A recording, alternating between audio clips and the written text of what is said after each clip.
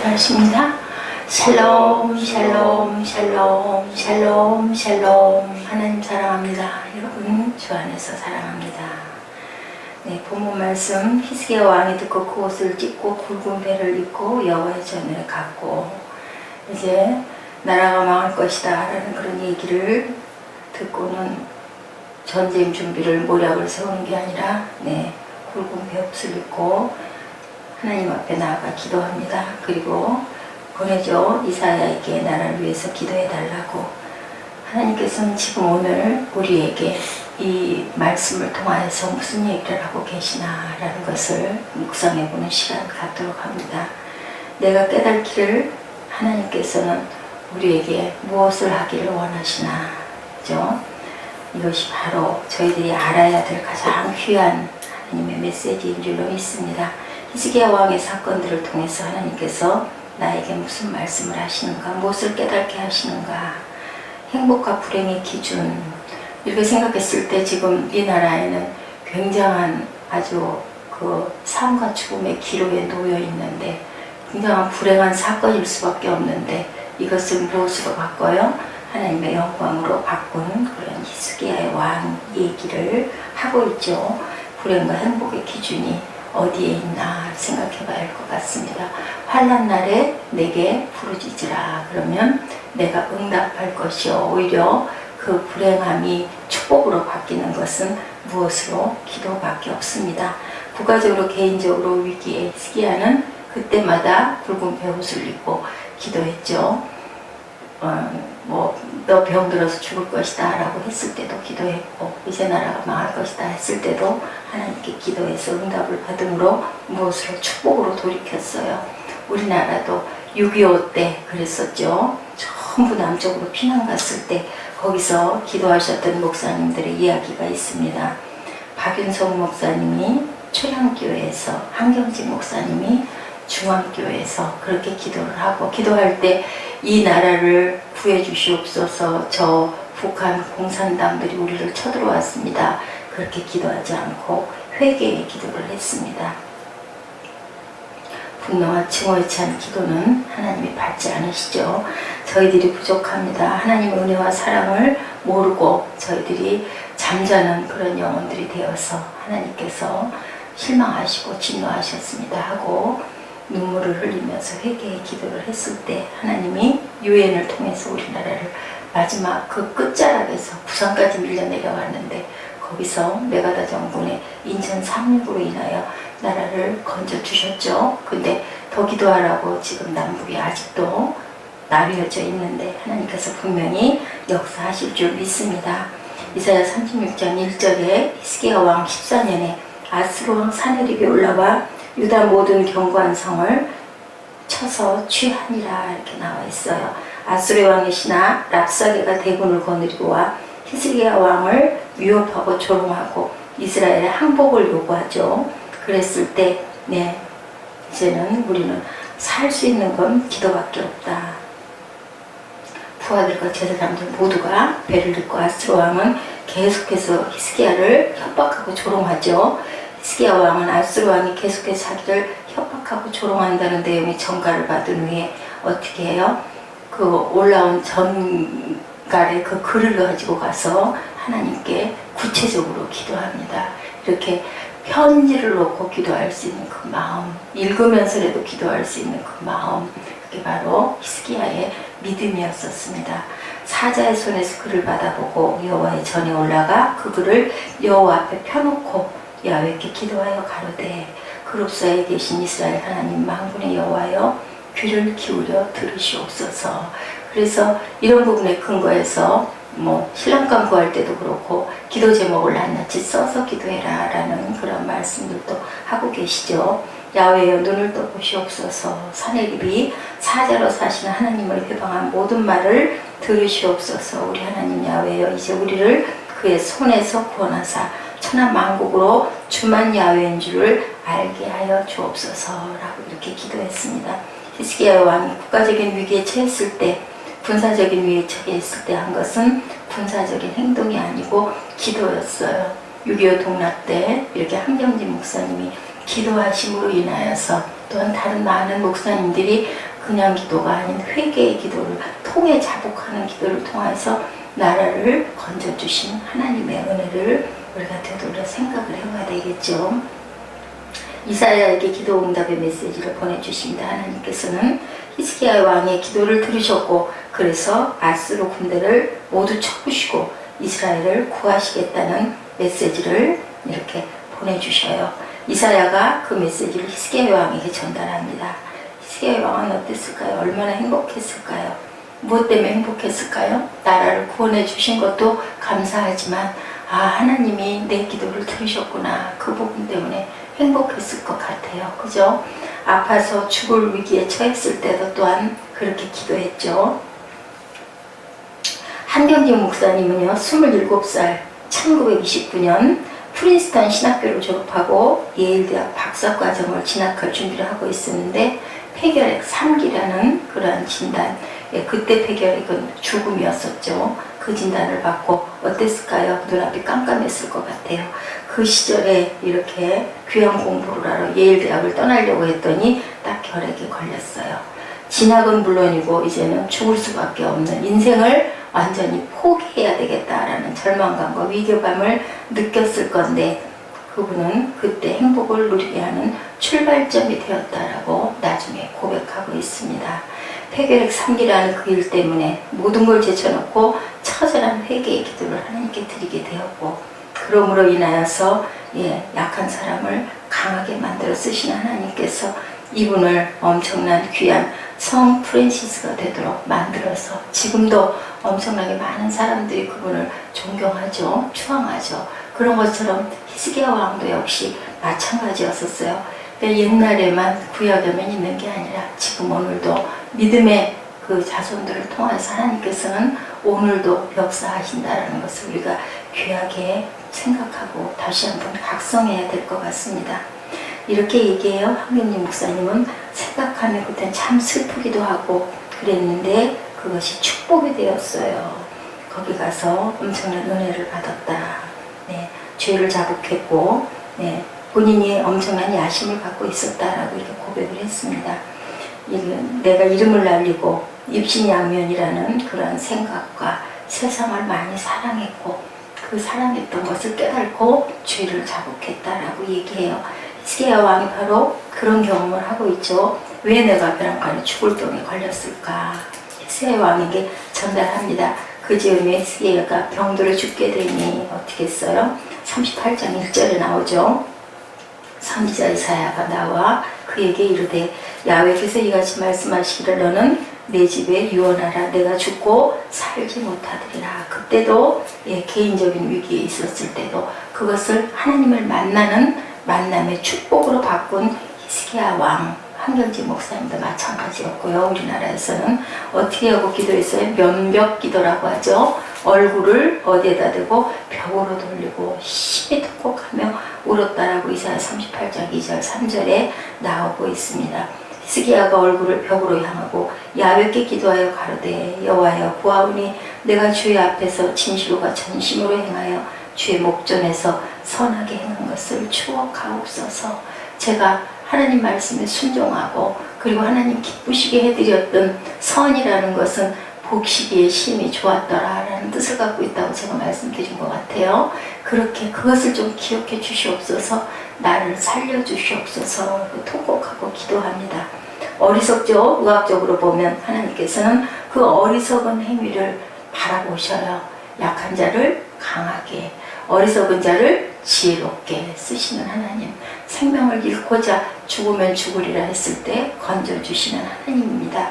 이사야가 그 메시지를 히스기야 왕에게 이제 전달합니다. 15년을 연장시켜 주겠다. 이스라엘을 지키고 보호하신다는 메시지를 이사야 38장 4절에서 6절에 전하고 있습니다. 야훼의 말씀 이사야에게 임하니라 가라사대 너는 가서 히스기야에게 이르기를 내 조상 누구의 하나님? 다윗의 하나님. 다윗과의 언약을 내가 기억한다. 나는 다윗의 하나님이다 라고 야훼께서 말씀하십니다. 내가 내 기도를 들었고 내 눈물을 보았노라. 수완을 15년을 더하고 너와 이성을 아수르 왕의 손에서 건져내겠고 내가 이성을 보호하리라. 네, 두 가지를 다 이뤄주신 하나님의 마음이에요. 히스기야 왕은 얼마나 행복했을까요? 하나님의 말씀을 들었을 때보다 더 큰 기쁨과 행복은 우리가 누릴 수가 없어요. 세상을 다 줘도 바꿀 수 없는 그런 감격과 희열이 있었을 거예요.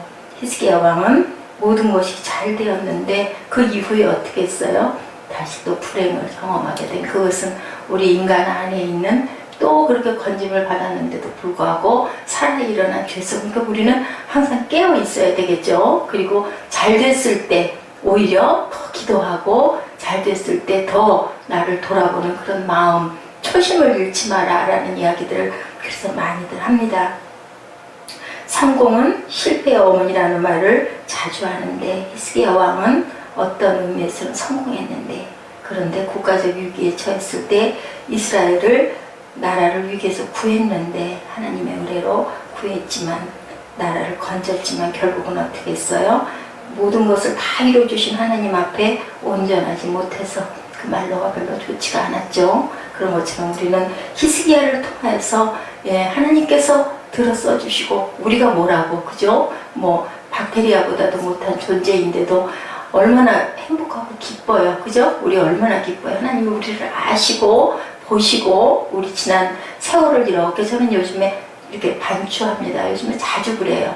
그랬을 때 우리의 그 삶의, 나의 삶의 인생 행로에 지금까지 보면 소원했던 것들을 한 5년 뒤에 10년 뒤에 이렇게 돌아보면요, 다 이뤄주셨어요. 어린 날부터 오면서 지금까지. 무슨 방법으로? 내 방법이 아닌, 내 기대가 아닌 하나님의 방법으로. 저는 그렇더라고요. 그렇게 이뤄주셨는데, 그렇다고 해서 고통이 없었던 게 아니에요. 그렇다고 해서 환란이 없었던 게 아니에요. 그렇다고 해서 절망이 없었던 것도 아니에요. 그렇다고 해서 갈등이 없었던 것도 아니에요. 그리고도 그 광야를 갔던 40년 광야에 이스라엘 백성들처럼 왜 이렇습니까? 저를 왜 이렇게 힘들게 하십니까? 하고 하나님께 탄식을 했던 적도 너무 많아요.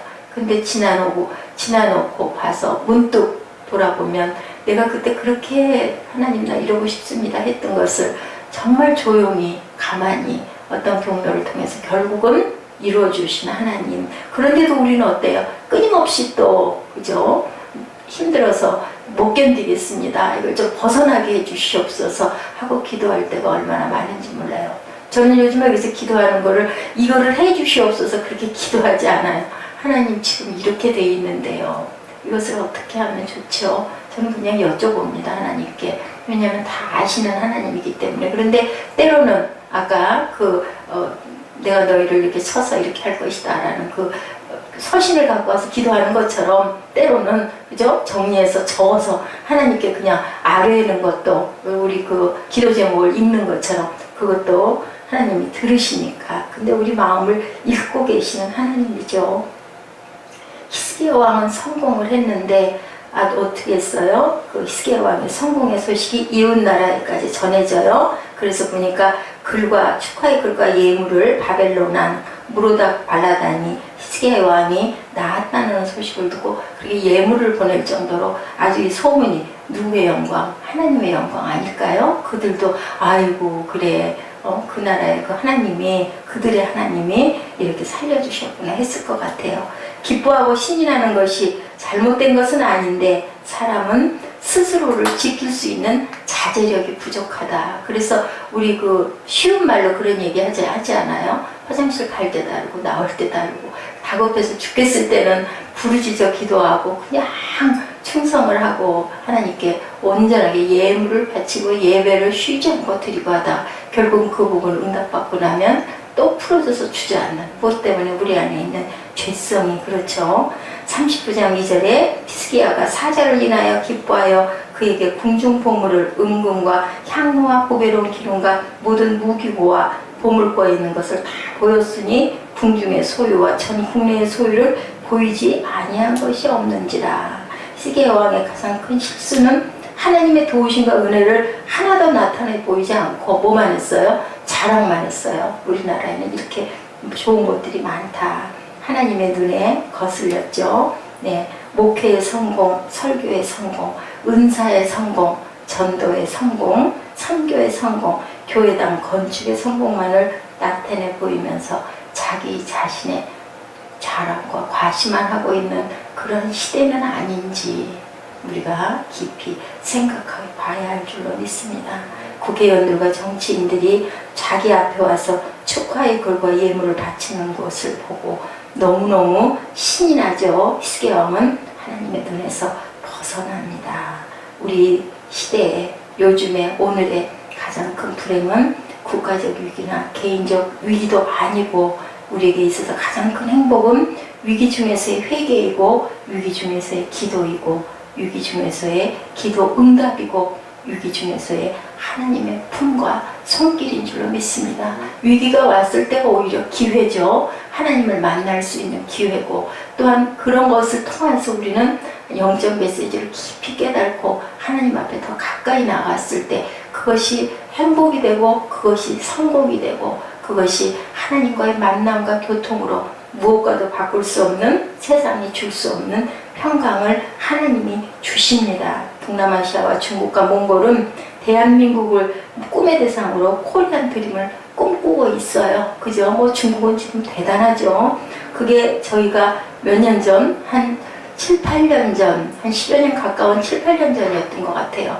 그 안산 그 꿈의 교회에서 그때 많이 들은 기억이 나요. 중국이 가장 이제 강대국으로 떠오를 것이다, 떠오를 것이다. 뭐 그렇겠어 하고 왔는데 그 세월이 흐른 오늘 어떻습니까? 모든 물건들이 메이드 인 차이나가 붙어요. 그죠? 가격은 싸게 조정이 되고 뭐 자펜이나 USA 같은 그런 이름보다는 전부 다 차이나가 붙어 있어서 처음에는 그런 걸 굉장히 꺼리꼈는데 이제는 자연스럽게 받아들이게 됐어요. 그걸 써야 되니까 인력이 많기 때문에 그런 것처럼 우리들은 내다보고 그러할지라도 하나님께 항상 기도해야 될 줄로 믿습니다. 알지 못하는 사이에 자기 자랑과 자기 과시에 익숙해져 버린 그런 히스기야 정치인들과 기업인들의 축하를 받는 것을 당연하게 여겨버리는데 한국교회가 히스기야 왕이 걸어갔던 그 불행을 향하여 걸어가고 있는 것은 아닌지 우리가 깊이 통찰하는 시간을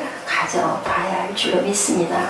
히스기야 왕이 병이 들었을 때 어땠어요? 또한 비슷한 일들이 왕이 열왕기하 8장 10절에 찾아보니까 나와 있더라고요. 베나단의 죽음을 예언하죠. 그리고 하사엘이 왕이 될 것이다 라고 그렇게 엘리사가 예언합니다. 그대로 이루어지죠. 질병을 겪었던 욥은 어땠어요? 사단이 온몸에 악창을 나게 하고 정수리까지 그렇게 먹어 들어가게 온 집안의 모든 것을 다 잃어버리게 하고 불타버리게 하고 그래도 주신 것도 하나님이시고 거두시는 분도 하나님이시라고 욥도 기도하죠. 그래서 끝까지 하나님의 복을 받는 그런 것들을 봅니다. 죽을 인생을 한 번 죽은 것은 사람에게 정하신 것이고 그 후에는 심판이 있고 히스기야는 그때마다 하나님의 긍휼을 구하고 기도했어요. 그리고 야훼께서는 들으시죠. 시편 4편 3절에 야훼께서 자기를 위하여 경건한 자를 택하신 줄 너희가 알지어다. 내가 부를 때 야훼께서 들으시리로다. 의인의 기도를 들으십니다. 여호와는 악인을 멀리하시고 의인의 기도를 들으시니라. 잠언 15편 15장 29절에 얘기합니다. 기도를 듣고 눈물을 보시고 내가 네 병을 고쳐줄 것이다. 그랬을 때 히스기야 왕은 기도에 성공을 하죠. 하나님의 만남에 성공을 합니다. 그런데 우리는 그 이후에도 어떻게 해야 될 것이다. 깊이 하나님의 은혜를 생각하고 언제나 낮아지고 언제나 주님의 마음을 본받는 저희들이 되어야 할 줄로 믿습니다. 전도사님 열왕기하 8장 말씀하고 20장 말씀이 있으시죠? 이걸 조금 읽어봐 주시기 바랍니다. 네, 8장 열왕기하 8장